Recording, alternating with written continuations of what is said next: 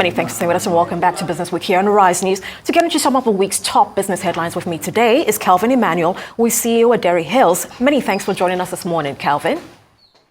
I hope you can hear me clearly. Thank you. Good morning. Thanks for having me. Great. It's great to see you, Kelvin. I can hear you very clearly. Yes, right. Such a pleasure to have you. Well, let's begin here in Nigeria, where off-cycle elections across Bayelsa, Imo, and Kogi states are currently underway. Could you speak to the importance of the election's outcome in relation to the current economic status quo in those respective states? Well, you know, when you look at Bayelsa, for example, you look at the fact that on the Fiscal Performance Index, Bayelsa actually ranks 35 out of 36 states. And you consider that Bayelsa is one of the major oil-producing states, and it got about 82 billion in 13% derivation in 2022. It has a population of somewhere around 2.8 million people. For example, I am from Brass local government in Bayelsa State. The literacy level in Bayelsa is 62%. The poverty rate is very high. You have debts in Bayelsa of somewhere around maybe 68 billion naira, if I'm not mistaken. And you have external debt of $55 million. Now, you want to ask yourself the question, why will an oil-producing state that earns so much money in terms of FAC allocation, it has a FAC to IGR allocation ratio of anywhere between 92 to 8%, be in so much debt? Then you come to Imo State in southeastern Nigeria, and you consider that Imo has a literacy rate of somewhere around 83%. It has a fiscal performance index number of somewhere around 26 out of 36 states in Nigeria. And then Imo has external debt of anywhere around say, $56 to $58 million, if I'm not mistaken. It has external debt of anywhere around 202 billion naira. You begin to ask yourself, the fiscal allocation, the IGR to FAC allocation ratio is between 21 to 78.9%, if I'm not mistaken. Then you come to Kogi, and you know, the reason why Kogi is very interesting for me is because Kogi is the #1 confluent state in Nigeria. Kogi has about 13 solid minerals, and Kogi has a fiscal performance index number of 27 out of 36 states in Nigeria. And Kogi has a IGR to FAC allocation ratio of 22 to about 77%. And if you look at the richness of Kogi, Kogi has a Jaokuta steel plant, it has industries like Dangote in Obajana. You begin to ask yourself, why are these states so dependent on the federal government? And why are these states impoverished the way they are? And you come back to the question of fiscal federalism and the fact that the exclusive, the concurrent, and the residual list does not give the governors so much power, even if the governors have not been very frugal with the management of the resources they've gotten from the IGR and FAC so far, and for the states who produce oil, 13% derivation. So, you know, the elections are going to be keenly watched. I'm watching to see the election results, and hopefully the people's will prevail at the end of the day, and they get better leaders to move their states forward. Oh, very well put, Kelvin. I mean, certainly quite a few dynamics playing there, like you highlighted. But of course, we'll keep our eyes peeled and see what happens. Like you said, it's going to be very keenly contested. Now, on to global economics. Let's look at how China's trade balance, as we have seen a surplus there shrink in October. What factors come to play here? Well, for China, you know, China has had supply chain issues. China has had the fact that it's had like a credit markets that had property explosion in its market, Evergrande, and that spilled over to the banking system in China because you had a lot of non-performing loans in the banking sector in China. China has had supply chain issues from the onslaught in Russia to Ukraine. China has had to deal with the face-off with the US, and you've seen that the US companies are gradually beginning to systematically move their supply chain away from China. Apple is setting up operations in India. Gradually to India, to Vietnam, you know, to Thailand and some other countries in Southeast Asia, because, you know, the continuation of the rule of Xi, the Politburo has not given much confidence and succor to the model that America has always had, the economic model where they design in the US and then they manufacture in China. So you can see that there's been a pullback in terms of performance of the Chinese economy, and it's affected their trade, their balance, and it's also affected their foreign reserves. China is beginning to issue government debt for the first time in a very long time. And, even if inflation is relatively low in China, I think inflation is somewhere between 0.4%, one of the lowest rate in the world. And the Chinese economy is on a very sound footing. I believe that the upcoming trip that Xi Jinping, the president of China, has to the U.S.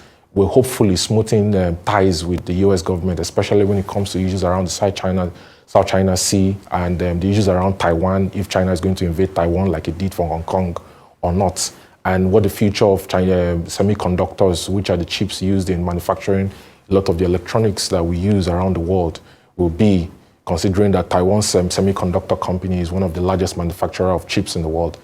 So these are issues that will determine how China's economy will play out in the next decade. Oh, absolutely. Well, now back to Nigeria. Let's look at the government's borrowings from the CBN exceeded legal limit. What can we make of this? It's been quite an eventful week, we have to say.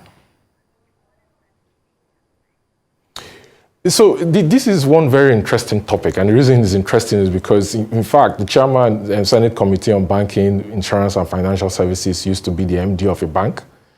So I was expecting that, before the close of the 9th Assembly, the Senate passed an amendment to Sections 38 of the CBN Act of 2007 that raised the Ways and Means limit from 5% of the previous year's real revenues to 15% of the previous year's real revenues. And I was expecting that, being a former banker, he will understand the imperative of ensuring that there's compliance to that 15% of real revenues for the previous financial year limit and not exceeded. Because the fact that you have Ways and Means over the last decade that saw the former CBN governor mop up private sector CRR basically rose from 15% to 32.5%, public sector CRR that was at 0% to the CBN, and also quantitative easing, money printing to cover for the balance that public and private sector CRR could not cover for, affected Nigeria's exchange rates. Because when you print money that you don't have reserve to back, your exchange rate drops in the parallel market where it's willing buyer, willing seller.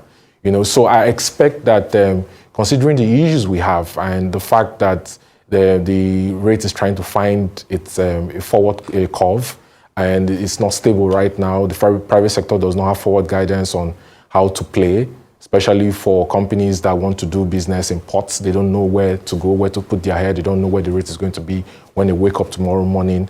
We've not seen like an alignment between the parallel market and the real effective exchange rate, which I think is anywhere between 750 and 800 naira to the US dollar because of illiquidity in the market. I expect that the Senate will, you prevail on the CBN in terms of the oversight duty to ensure that the Central Bank of Nigeria does not exceed that 15% of real revenues of the previous accounting year. And I also expect that they will call for an amendment, a comprehensive amendment to the CBN Act to ensure that the laws that govern the Central Bank of Nigeria is in tune with modern realities. Oh, very great expectations and, very well-placed flashbacks, I have to say as well, Kelvin. But let's move from this now to some more very recent developments where we see Nigeria and Saudi Arabia signing a memorandum of understanding to promote collaboration in the oil and gas sector. Surely this is a great thing for the sector, isn't it? Well, as much as, people are optimistic about the memoranda between Saudi Arabia and Nigeria and Saudi Aramco possibly coming into Nigerian territory, I think that the Nigerian government needs to be very cautious because Saudi Aramco is a for-profit enterprise. Last year, it did about $163 billion in terms of revenue for its shareholders. The NNPC is not a shareholder in Saudi Aramco. They're looking for profits. The talks about possible intervention through a foreign support line for what they call intra-central bank lending, which is one of the tools that central banks use to stabilize their market. In fact, you could see that Saudi Arabia and the UAE central banks provided $10 billion for the Central Bank of Egypt a few months ago to help stabilize the Egyptian pounds when the negotiations between Egypt and the International Monetary Fund was not going very well.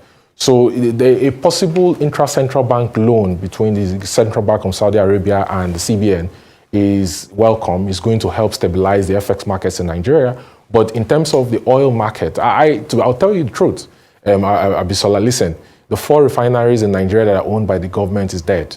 The first, the Port Harcourt refinery, 210,000 barrels. The first leg of 35,000 barrels was started in 1965 by Shell and British Petroleum. Second leg was in 1978 of about 150,000 barrels. Third leg of 55,000 barrels was in 1989. And then they handed it over to the federal government. Now, you have to ask yourself, since they handed it over to the government, what has the government done with those refineries? So why is the federal government so insistent on rehabilitating public refineries that are not functional, that has gulped 11.8 trillion naira in turnaround maintenance and does not produce a barrel of crude oil, and that takes nearly 100 billion naira in terms of overhead cost on a yearly basis for an entity that is not refining any barrel of crude oil? When you have Dangote refinery, which is close to coming on stream. I hear, for example, that Dangote has finally signed a crude oil supply agreement with NNPC to have up to 6 million barrels of crude oil supplied to him in December. Why not empower the private sector people, players, to play in that space and ensure that they are well protected by their government to be sure that there is backward integration in terms of energy and we have stability in terms of the contribution of energy to the inflation basket? All right, some very important and cogent points there. Lots of excitement, but you say approach with caution is what I'm hearing. And lastly, well, let's take a look at the Nigerian Port Authority's launch of a $1.1 billion plan to rehabilitate Tinkan Island Port. What expectations should we have of this in terms of multiplier effects? Very briefly, please, Kelvin. I think the MPMD, he should move maritime operations to the eastern flank. He should dredge Oguta Lake in Imo State.